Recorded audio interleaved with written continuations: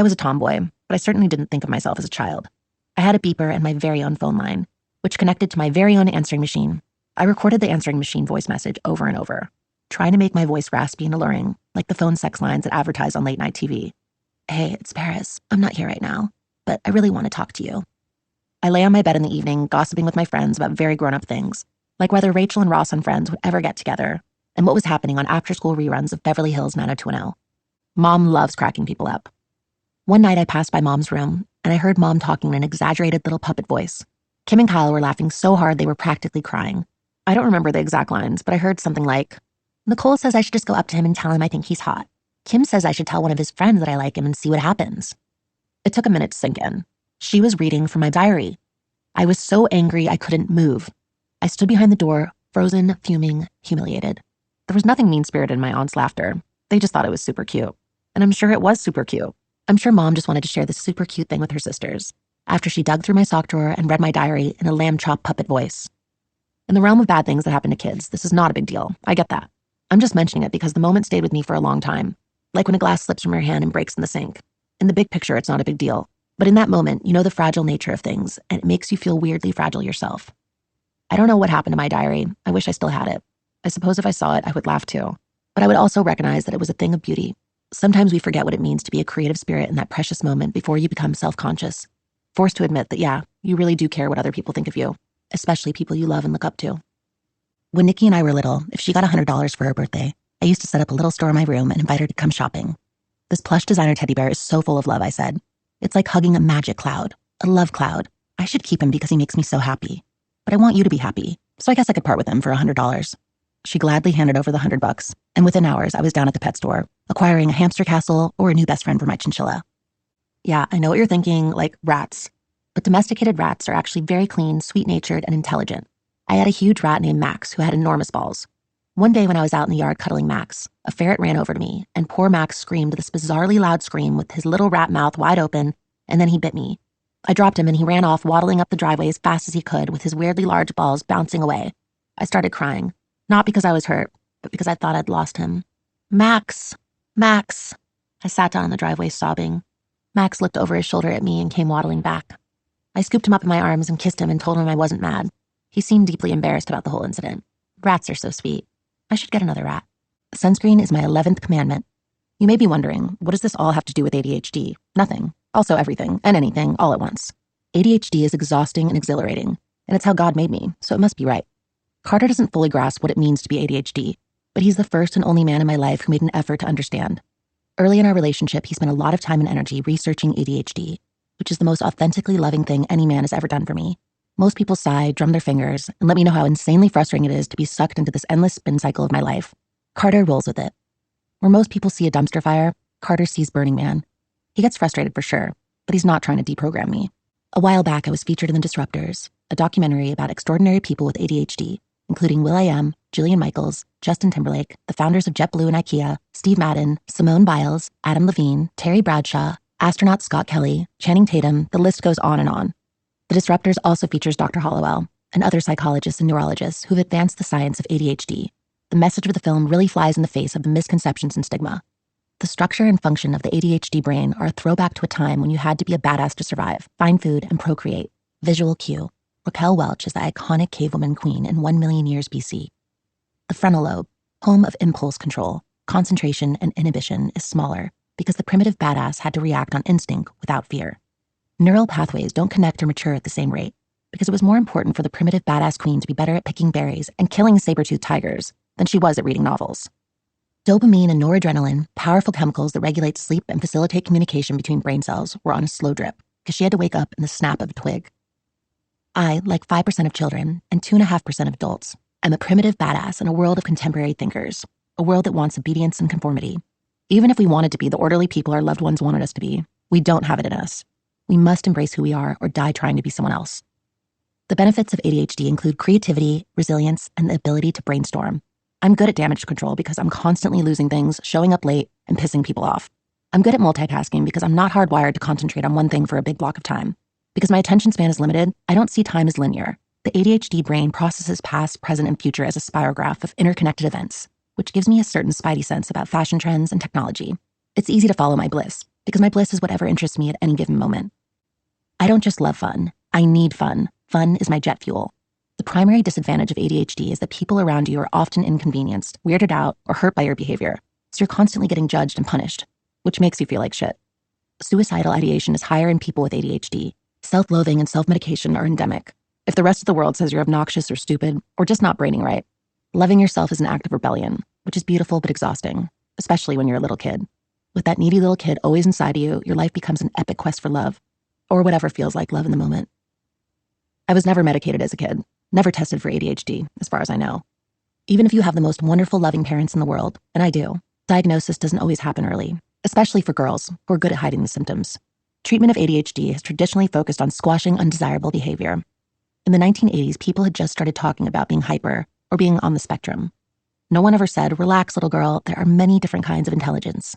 Instead, people told me I was dumb, bratty, careless, ungrateful, or not applying myself. And none of that was true. I had to be creative and work hard to fit in. But I'm naturally creative and hardworking, so I was in it every day, grinding away, trying to fit in, until I grew strong enough to say, fuck fitting in, which is what I intend to teach my children from the beginning, no matter what their neurodevelopmental profile happens to be. As an adult, I've been medication fluid. When I was in my early 20s, a doctor explained what was wrong with me and put me on Adderall.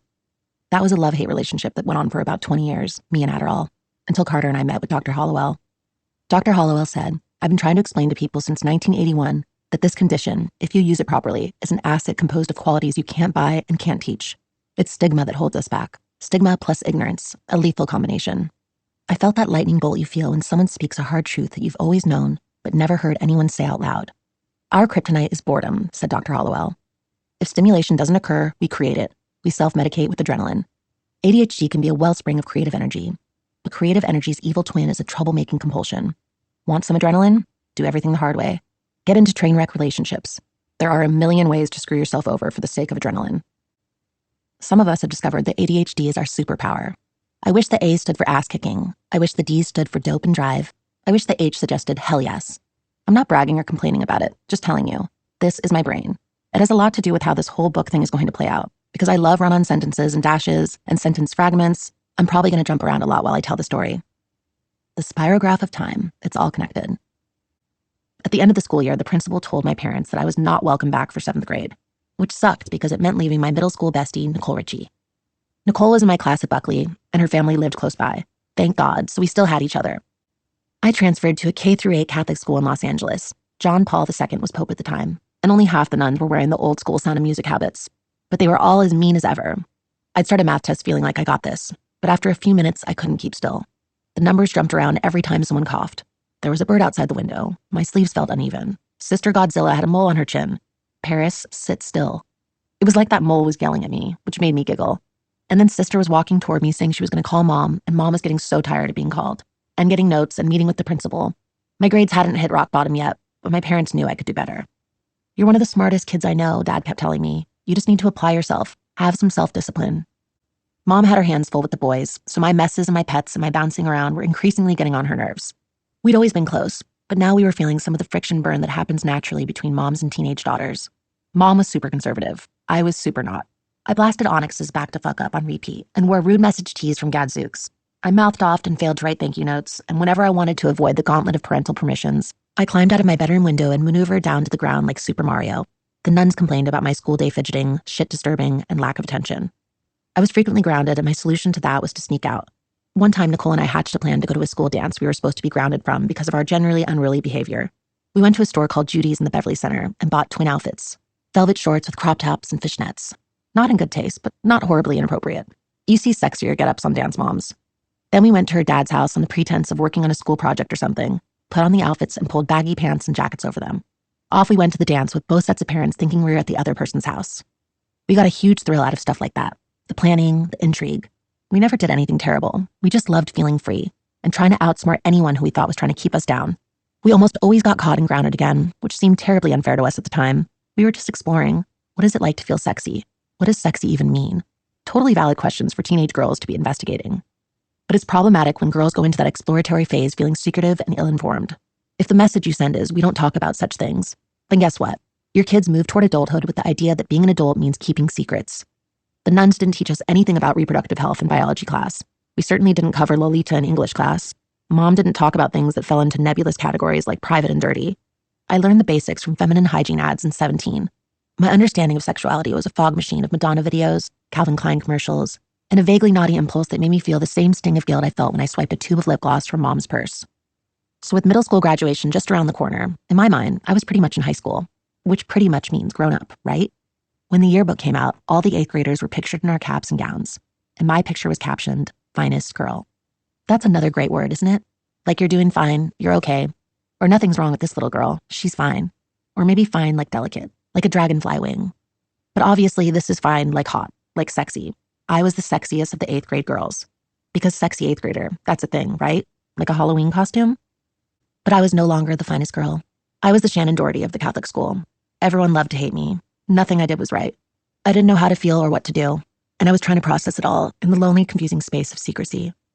During the school dance after the graduation ceremony, I went over to McDonald's, and when I came back, the chaperones wouldn't let me in. The nuns were like, "You're done, bitch, GTFO." I mean, they probably didn't use those exact words, but they were clear. I had to call my mom to come and get me, knowing she'd be livid and embarrassed. That was the end of my happy life in Barbie's Bel Air dream house. Mom and Dad sent me to live at my grandmother's house in Palm Springs, just for the summer, I thought, but it turned out to be for much longer. Kathleen Mary Dugan Avanzino Richards Cartain Fenton was born in Nebraska in 1928. She was the single mom and manager of 3 extraordinary daughters. She was outrageously loving and relentlessly herself. In the series American Women, produced by Aunt Kyle, Alicia Silverstone played a character based on my grandmother, and there's a great scene where she challenges a guy who's messing with her daughter. "You know, Jerry, I see you. You're just a dark, rainy storm cloud hovering over a beautiful tree, and you try to scare everyone with your thunder and your lightning, but you know what? My daughter can take anything you rain down on her, because she's that tree. She's a goddamn redwood." The show is fiction, but that moment is true to her character, true to her fierce belief in her daughters and granddaughters. Graham Cracker died in 2002, when The Simple Life was still in development. She never got to see the psychic's vision come true, but she didn't need to. It was her own vision that made all the difference. She had faith in me right down to the last beat of her heart. In the fall, Mom and Dad took Nikki and me to interview at Sacred Heart, a prestigious Manhattan school for girls. A nun escorted us around, showing us the whole place, telling us all about St. Madeleine Sophie Barat, the founder of the Society of the Sacred Heart. "We teach by her example," said the nun. St. Madeleine Sophie Barat said, "Be humble, be simple, bring joy to others." Our girls learn about living a meaningful life. I didn't want to go there.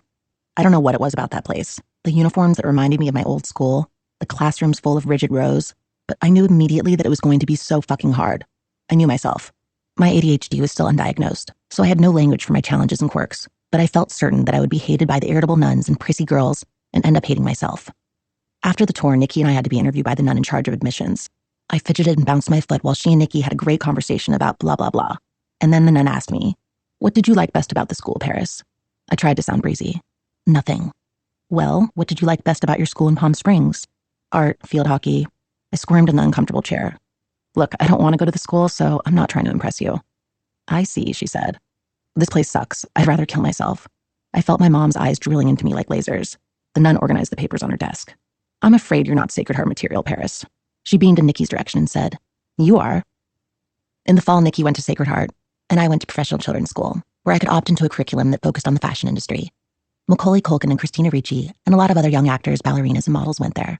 Macaulay's apartment was right next door to the school, so we had parties there after school. I thought this would be the coolest school in the world, and it was, but I found it unbearable to be in one place, even a cool place, for hours at a time. Pouring adolescent hormones into an ADHD brain is like dumping gasoline on a fire. Many teenage girls with ADHD struggle with mood swings, weight gain, anxiety, panic attacks, and a lot of unfamiliar, frightening physical and emotional turbulence that lead to their being isolated, judged, bullied, and punished, which makes it all 1,000 times worse. I felt like there was a snake pit inside me. It was impossible to keep my mouth shut and my hands still, even though I was inwardly commanding myself, mouth shut, hands still, and digging my nails into my forearms. Sometimes it was too much. I just had to take off and walk around New York. I jogged along the path and played with random dogs in the park. I trotted down Fifth Avenue and the windows went by like a slideshow, something colorful and wonderful in every store. But they were also worried about what people would say if their underage daughter was seen hanging out in nightclubs and raving till dawn. Now that I'm in the driver's seat of a billion-dollar brand, I understand how distraught my parents were at the idea of my picture showing up on page 6, the New York Post gossip section. My father had invested his heart and soul to build this luxury real estate business in the context of a family where the bar for success was set incredibly high, and my mom was beside him every step of the way. They didn't want me running around Upper Manhattan embarrassing them. When you're building a brand, embarrassment comes with a price tag. I didn't see why anyone should care what I did. I was just a teenager living my life. I wasn't done up to be sexy. I was in my raver gear, which consisted of baggy pants and sneakers, and I kept my makeup natural because I danced like I was running a marathon 4 nights a week. When you're sneaking in and out like I was, you need skills like a ninja, so I wasn't interested in getting trashed. I just wanted to be part of the scene and dance with the rest of the ravers. I walked around sipping Sprite from a champagne flute, holding an unlit cigarette between my fingers. I loved the over-the-top fashion and makeup, the creativity that went into those looks, and the way everyone accepted everyone on the dance floor. There was no one who didn't belong. The pulsing music and laser lights were in sync with the unique rhythms in my brain. I know it sounds counterintuitive, but the chaos was comforting. Meanwhile, my parents were getting calls and emails from the school, so they were unhappy. The whole school situation caused friction between us and made Mom cry, and this made me feel terrible. I kept promising to do better, and I really wanted to, but I kept failing tests and ditching classes. Eventually, professional children's school kicked me out. I enrolled in 10th grade at Dwight, a private school that was kind of a last stop for stoners and other rich kids who'd been rejected everywhere else. I still see jokes about it online. Dwight, dumb white idiots getting high together. Weed wasn't my thing at all back then, so I feel like I didn't fit in at Dwight any more than I did at Sacred Heart. They put me in a class with only 2 other kids who had a lot of issues. It was scary and weird, plus I was bored as balls. The endless school day felt like being waterboarded with a vanilla milkshake. Getting kicked out of that school was a relief. I begged my parents to be chill. Why can't I just work? Just let me get an agent and start modeling full time. Agents were interested in me. I was good on the runway, long-legged and tall like Dad and Papa, and the designers I modeled for were thrilled whenever I showed up on page 6, unlike my parents who acted like it was the end of the world. Being at school made me feel like shit about myself. Being backstage at a runway show, everyone rushing back and forth in a fog of hairspray and frenetic energy, I felt tall and confident. Modeling gave me an opportunity to shine, while every school day felt like another setup for failure. Mom and Dad were pissed at first, but then they got weirdly quiet. They sent me to a therapist, who was kind of a joke to me, but it seemed to make them feel better. I understood the gravity of the situation, but I thought I was handling it. Getting work, learning the business, cultivating connections. It made me feel like I was going somewhere, like I could really be successful at this. Sometimes party nights went on for days, and I came home to find my mom sitting on my bed crying. Graham Cracker came and stayed for a week, and I was hoping she'd be on my side, but she wasn't. She slept on a cot outside my bedroom door, so I couldn't open it without her knowing. I knew I was scaring the living shit out of my parents. I knew it was cruel and dangerous. I loved my family, and I hated myself for hurting them. Truly, I don't understand some of the choices I made. And I'm absolutely not encouraging any 15-year-old to drop out of school and party 36 hours a day. ADHD, diagnosed or undiagnosed, doesn't authorize you to churn your family inside out or endanger yourself. I'm not offering my ADHD as an excuse. But I wonder, what if the therapist I saw back then, the guy I shrugged off as a joke, had diagnosed and treated my ADHD? What if anyone at any school I attended had tried to facilitate instead of fix me? I wonder how things might have been different if my parents had said, "We don't love the modeling thing, but we'll support you if you agree to a few ground rules." I wish they'd said that. Maybe they did say that and I don't remember. Trauma often robs a person of the surrounding memories, which is inconvenient, but merciful. I'm making a real effort to understand what this situation was like for my parents, because I will never understand what they chose to do about it. To save your baby, you do it too, Mom says on the rare occasion she's willing to talk about it. She says it with absolute certainty even now, knowing how it all went so wrong. You would do the same. Not in a million fucking years, I think. But I don't say that out loud. I don't have it in me to argue with her, because I can't bear the thought of anything that will separate me from my family ever again. We went to the place where the showers were, and girls started to peel off their clothes. I just stood there, lined up against the wall were a half a dozen staff people, male and female, watching the teenage girls undress and shower. These men and women chatted and laughed and called out pervy remarks. I stood in the doorway, like frozen, like what the actual fuck. The most disturbing thing was the blank stares of the naked girls as they washed themselves in the lukewarm spray. They were used to it. This was their life. They just accepted it.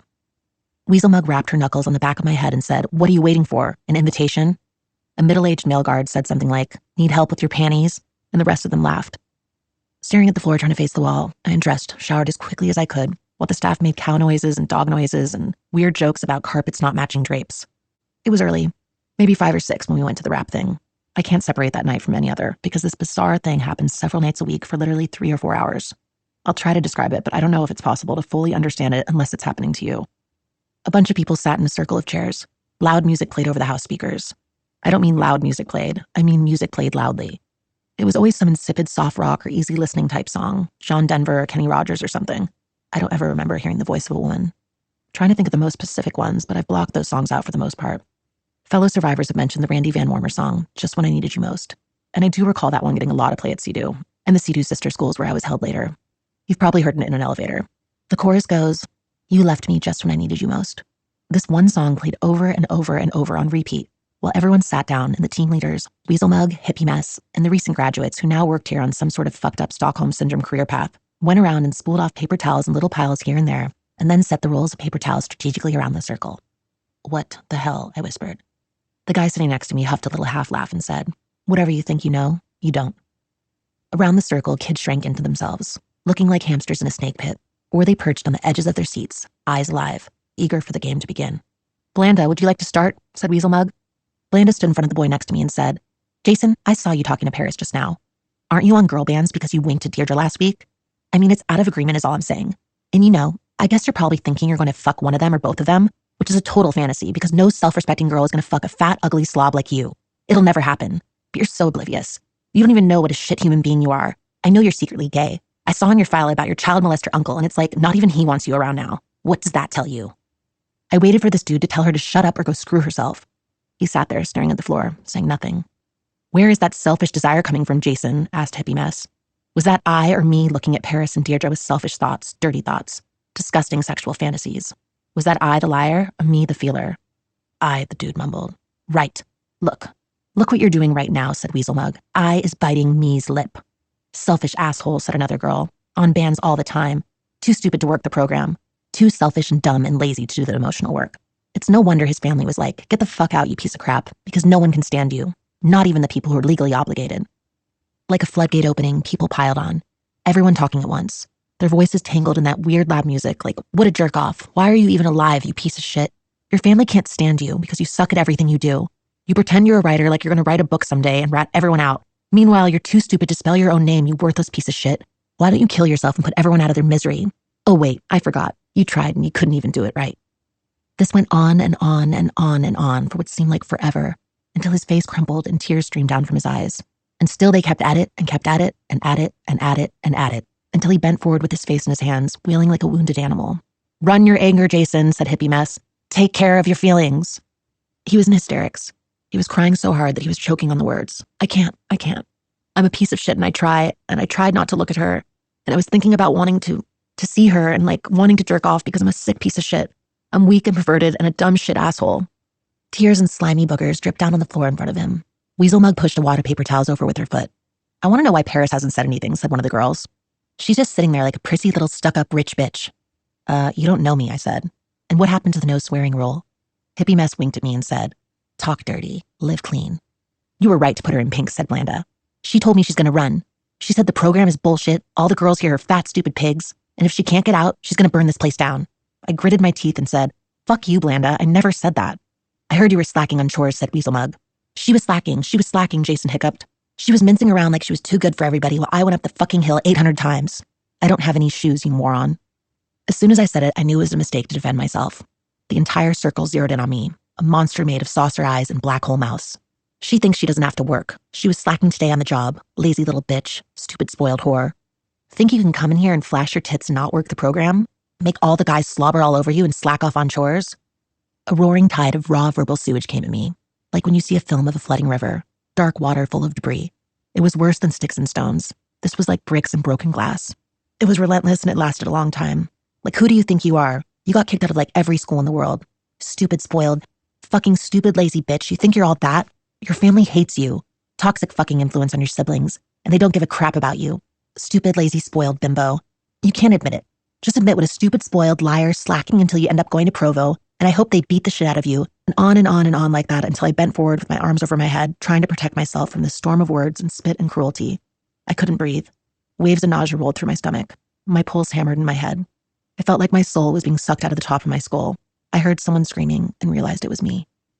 That's the objective of rap, to force a person past the last jagged inch of what they can stand. You'd like to think you'd sit there and be tough or yell back or walk out or whatever, but there were beefy Imperial Marine throwbacks standing guard all around to make sure nobody went anywhere. "That's it, Paris. Run your anger." Weasel Mug shoved a wad of paper towels in my face, hugging her moist, glabby arm around my shoulders. Blanda turned on a girl sitting across from me. "Why are you sitting on your ass, Katie? Why aren't you helping Paris take care of her feelings? Your chicken shit lack of participation is harming everyone in this room." As suddenly as it had turned on me, the circle beast wheeled on that girl, bellowing and berating her until she gulped and sobbed and drowned in the riptide of cruelty and horseshit. And then they moved on to someone else, destroying one person after another. Weasel Mug praised the most aggressive attackers and ridiculed anyone who was hanging back or not being brutal enough. If you refused to participate, you were out of agreement and next up for annihilation. These kids knew each other well enough to target each other's soft spots. Whatever it was that cut the deepest, they found that vulnerable place, drilled down on it, and tore the person apart like a pack of hyenas. This went on and on and on, for hours. I'm not exaggerating. For hours this went on, and on and on and on. You left me. It's a song about being abandoned. This was the message drilled into us during those endless sessions. Whoever you were counting on, family, friends, anyone who ever said they cared about you, just forget them. They lied. They left you.